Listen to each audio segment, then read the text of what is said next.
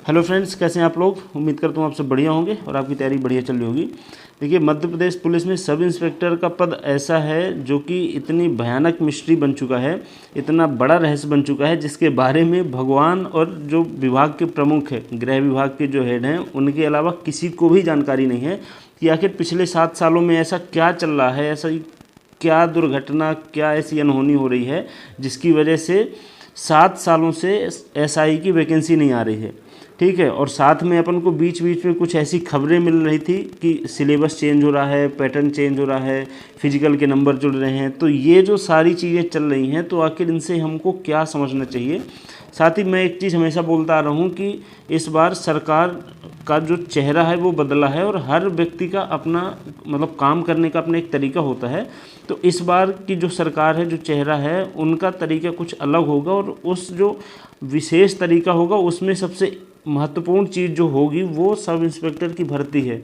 और मुझे बहुत श्योर हूँ मैं कि एसआई की वैकेंसी बहुत जल्द आएगी, क्योंकि एक तो नए ये भारतीय न्याय संहिता वगैरह ये जो नए कानून लागू हुए हैं उन पे एक मतलब रिपोर्ट आई थी कि पूरे देश में पुलिस बल की जो संख्या है वो बढ़ानी पड़ेगी ताकि जो नए कानून हैं उनको इजीली इम्प्लीमेंट किया जा सके।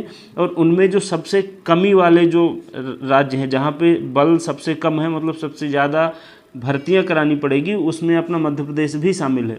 तो अपने यहाँ पे इंस्पेक्टर, सब इंस्पेक्टर, इनकी वैकेंसी बहुत खाली हैं। तो ऑब्वियस सी बात है कि वैकेंसी आएगी।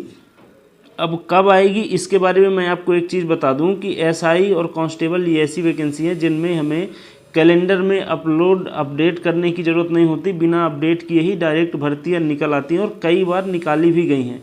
तो आप बहुत ज़्यादा कैलेंडर के भरोसे मत रहें कि इस बार कैलेंडर में एसआई का दिया नहीं गया कुछ भी तो मतलब नहीं आएगी। ऐसा नहीं है, बिना कैलेंडर में अपडेट किए भी एसआई निकाली जा सकती है। ठीक है। और दूसरा सबसे महत्वपूर्ण जो सवाल है कि सिलेबस क्या रहेगा। अभी प्रेजेंट टाइम में जब हमें सिलेबस की क्लियर जानकारी नहीं है, तब हमें क्या पढ़ना चाहिए और क्या छोड़ना चाहिए, मतलब स्मार्ट तरीका क्या होगा जिससे हम एसआई के लिए भी प्रिपेयर करते रहें और बाकी चीज़ें भी, बाकी एग्ज़ाम के लिए भी तैयारी करते रहें। तो वीडियो बहुत लंबा नहीं होगा, शॉर्टली मैं चीज़ों को बताऊंगा। वीडियो में आप आखिरी तक बने रहिएगा और अगर आप चैनल पे नए हैं तो कृपया चैनल को सब्सक्राइब कर लीजिएगा। ठीक है। तो सबसे पहले खबर देख लेते हैं। खबर में वही कि सब इंस्पेक्टर के 600 पद रिक्त, भर्ती के इंतजार में हज़ारों आवेदक हुए ओवरेज। ठीक है। आप देख सकते हैं पिछले जो 4 साल का यहाँ पे दिया है कि 2014 में 720 वैकेंसी, 2015 में 668, 2016 में 863 और 2017 में 611 आई थी। इसका मतलब ये कि इस टाइम पे हर बार 700 प्लस, लगभग 700 के आसपास हर साल वैकेंसी आ रही थी और अभी पिछले 7 सालों से एक भी नहीं आई। अर्थात अगर इस रेशियो में देखा जाए तो लगभग 4900 वैकेंसी खाली होंगी। ठीक है। 4900 को एक थोड़ा सा और राउंड फिगर किया जाए तो 4500 तो कम से कम खाली होगी। 4500 वैकेंसी खाली है, जिसमें अभी जो पास हुए हैं वो 600 पास हुए हैं। मतलब 600 पदों को अप्रूव किया गया है, इन पे वैकेंसी निकलेगी, ये क्लियर सी बात है। ठीक है। तो मतलब वैकेंसी आएगी, अभी ये फिक्स नहीं है कि कब आएगी। हो सकता है कि अभी इसी साल तक आ जाए या कि अगले साल स्टार्टिंग में आ जाए, लेकिन ऐसा नहीं कि अगर ईएसबी ने कैलेंडर अपडेट नहीं किया है तो वैकेंसी नहीं आएगी जब तक वो कैलेंडर अपडेट नहीं करेगी।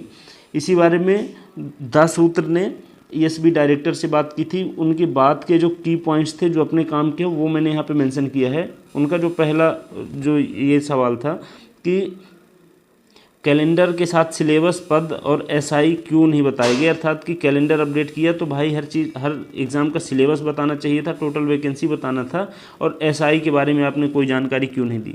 तो इस पे ईएसबी के डायरेक्टर ने कहा कि ईएसबी परीक्षा कराने वाली एजेंसी है, विभागों से जो पद आएंगे उसे ही विज्ञापित किया जाता है। अभी विभागों से विस्तृत सूचना नहीं आई है। सबसे घिसा पीटा जवाब।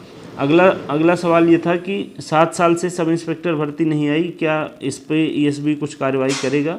तो ईएसबी ने बता दिया कि हमारे पास इसकी कोई जानकारी नहीं है, बेहतर होगा कि गृह विभाग से ही इस बारे में आप जानकारी लें।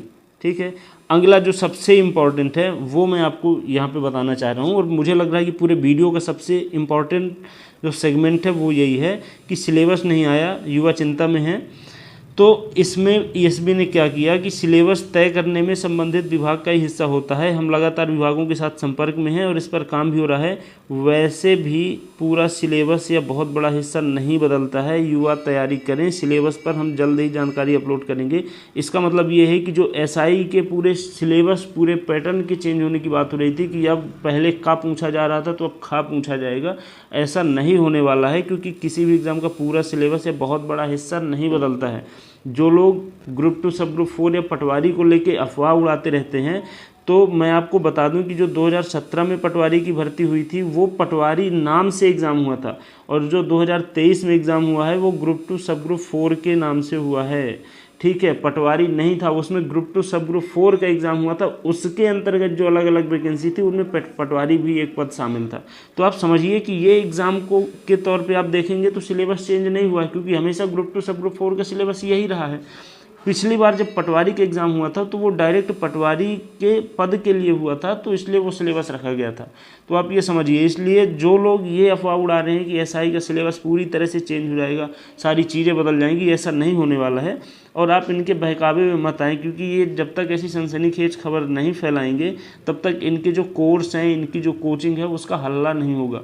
तो इसलिए इनके अफवाह में नहीं आना है। मैं आपको बता रहा हूँ कि अभी फ़िलहाल आपको कौन कौन से सब्जेक्ट पढ़ना चाहिए। देखिए, कोई भी एग्ज़ाम होगा, एमपीपीएससी मतलब सिविल सर्विसेज के इस टाइप के एग्ज़ाम के अलावा कोई भी एग्ज़ाम होगा उसमें मैथ रीजनिंग कंपलसरी पूछी जाएगी। अपना एसआई भी वनडे एग्ज़ाम जैसा ही होने वाला है, क्योंकि इसमें भले प्री हो, मेंस हो, जो भी हो, लेकिन मल्टीपल चॉइस वाले जो क्वेश्चन आते हैं वो होंगे। एक क्वेश्चन 4 ऑप्शन, एक क्वेश्चन 4 ऑप्शन। रिटर्न में लिखने के लिए नहीं आएगा, ये आप क्लियर मान के चलिए। तो मैथ रीजनिंग होना कंपलसरी है, इसलिए आप मैथ रीजनिंग लगातार पढ़ते रहिए। साइंस तो हर एग्ज़ाम में आती है, तो साइंस आपको पढ़ते रहना है। आपको जीएस जरूर इस बार डिटेल में पढ़ना है, क्योंकि जिस हिसाब से बातें चल रही हैं जीएस का दायरा बढ़ सकता है।